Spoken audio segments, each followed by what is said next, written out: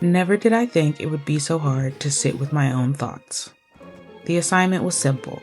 Put the screens away for 1 week.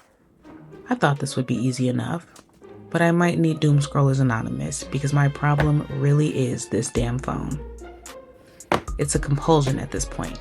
Checking it is the first thing I do when I wake up in the morning, the last thing I do before I go to bed at night, and countless times in between. Anytime I have a second to form an independent thought, I'm reaching for my phone, waiting for someone else to tell me what to think instead. I deleted every social media app and somehow found myself scrolling through spam emails, looking for any hit of dopamine available. And then you're telling me I also can't escape by watching TV?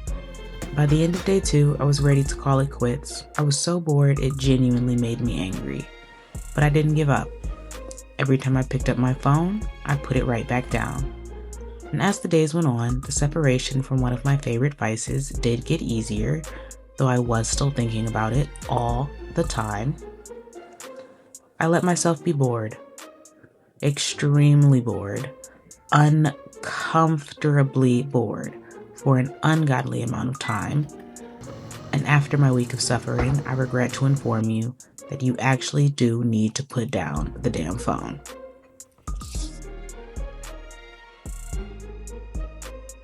As a person who was previously anti all things self-help, I really hate to admit how much the artist way has been helpful for me.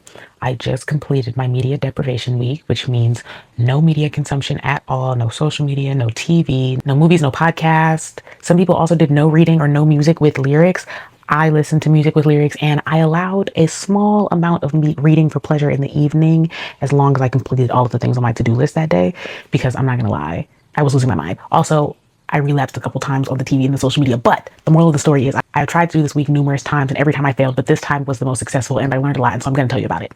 Because we all consume entirely too much, so I know that you need this too. The point of the media deprivation week is to quiet all of the external noise so that you can have like a mental reset and get back in touch with your own voice. And I would say that it successfully helped me do that. And it also helped reveal to me what the solution is for how I can maintain this mindset and energy shift long term without having to eliminate media consumption entirely, because that's not something I want to do, nor is it really feasible in today's society. One of my biggest takeaways from this media deprivation week is that it inspired me to think about things a lot more creatively in a variety of different ways for a variety of different circumstances. For example, I wanted to document the process of going through this week to help myself stay accountable, and because I'm trying to be more consistent in creating content.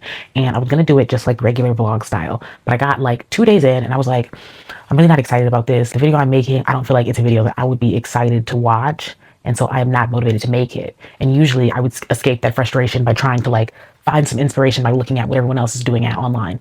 And instead, I just kind of sat with it and I was like, okay, what is it that I'm trying to say? What do I want to gain through the experience of trying to document this outside of just saying that I was going to do it for the sake of it?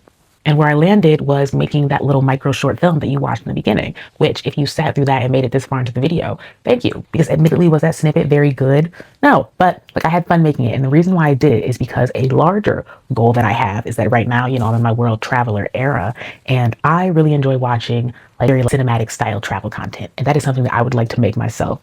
But one thing that I struggle with is being able to frame the shot and capture those really good shots when I'm in public and multitasking while being on a trip. And so I wanted to practice just kind of filming from different angles and editing in that style of short little jump cuts while I'm at home, so that it'll feel easier to do when I have, a better subject matter to post about. And so that's why I did it, because it was a fun little creative project for myself to help improve a skill that I'm wanting to work on. And it was a way to tell a story and share what I'm trying to share about where I'm at in this moment. And being able to work through the creative process in that way is somewhere that I've been feeling very stuck. And so that's why this week, kind of unlocked something for me. And I realized the problem was, I was spending too much time consuming other people's thoughts and opinions and ideas of creativity instead of thinking about what that looks like for myself, regardless of what anyone else thinks about it. And that's also why I'm documenting any of this in the first place, because do I think that anyone particularly cares very much? Maybe not. I could just do all of this unpacking in my journal. But I don't know, there's something about the exposure therapy of putting my business out there on the internet that really gets me going. And so I'm going to keep doing it, because right now, do I know what I'm doing in the broad scheme of things? No. But I do know that I'm trying to get closer to being able to do the things that I want to do all the time. So right now, we're just going to do the things that we want to do and see where it gets us. My second major observation from this week is that I could really accomplish so much if I could just stay disciplined for a consistent basis over a long amount of time. And the reason why I cannot do that is because my life lacks structure, specifically a morning and a night routine. How you start the day and how you end the day really does set the tone. And for me, I have been starting and ending that day doing all the wrong things.